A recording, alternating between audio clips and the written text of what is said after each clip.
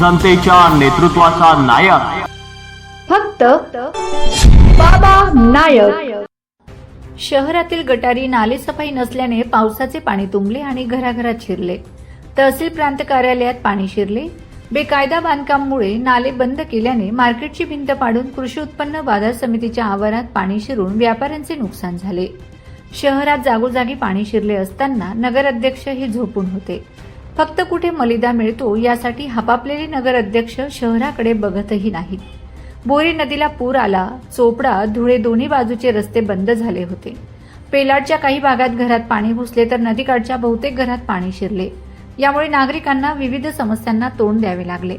अमळनेर शहराचे पूर्ण नियोजन चुकले असून बेकायदा बांधकाम आणि सफाई कामगार कार्यालयात काम करीत असल्याने पावसाळा असूनही सफाई होत नाही याकडे नगरपालिकेचे दुर्लक्ष होत आहे। त्यामुळे नागरिकांना मोठ्या अडचणींना सामोरे जावे लागत आहे। जनतेच्या नेतृत्वाचा नायक फक्त बाबा नायक।